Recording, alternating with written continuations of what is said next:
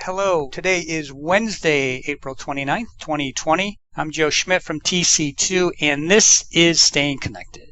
This is part 2 of a 2-part podcast series where we are taking a look at how the global pandemic is impacting enterprise networks. I'm again joined by Andrew Brown, who is the managing partner of LB3 and the chairman of TC2. Andrew, welcome back. So we left off from the last podcast talking about some of the technical and usage implications of the pandemic. Let's pick up part 2 here by looking at how enterprises need to be looking at their contracts and how they go about sourcing during these times. Let me start. Let's talk about force majeure. That's one of those provisions in a contract that doesn't really get too much attention except from lawyers. And I expect that that's going to change in this new world we live in.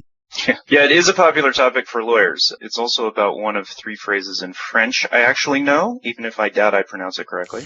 So basically it means an act of God, which is, just so dramatic, and it's part of the contract that deals with the stuff that people always say is never going to happen. And the list of force majeure events in a typical contract is really just a parade of horribles, right? I mean, earthquakes, riots, blackouts, tornadoes. But get this, it also includes things like epidemics, quarantines, and acts of civil or military authority. So things that are never going to happen.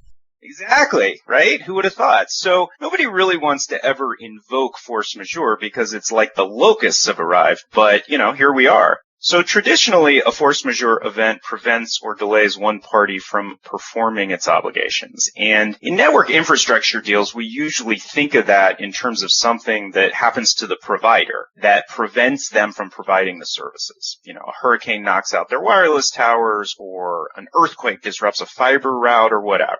But interestingly, right now, the provider's services haven't really been affected in that kind of way. And we haven't yet heard of instances or work with clients where one of the parties is invoking force majeure yet.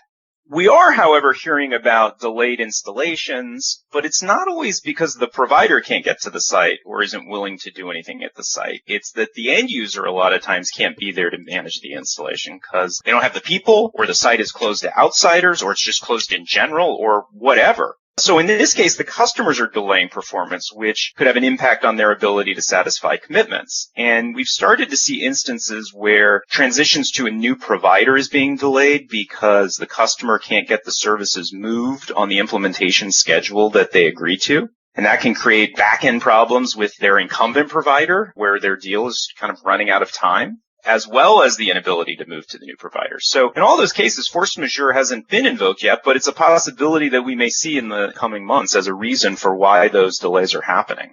So what else should companies be doing?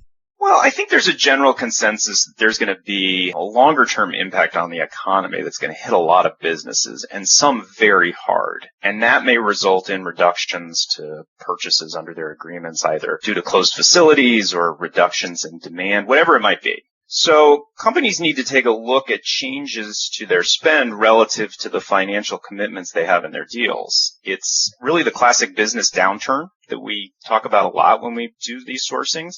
So companies should prepare by seeing what their agreement provides in that instance now. We work really hard with our clients to negotiate business downturn clauses that have real value, that allow for adjustments to commitments or extensions of time to satisfy commitments. But a lot of deals that don't pay attention to this issue either have nothing addressing the issue, or sometimes it's a clause that says business downturn, but it's mostly worthless, just an opportunity to talk to your provider about the problem.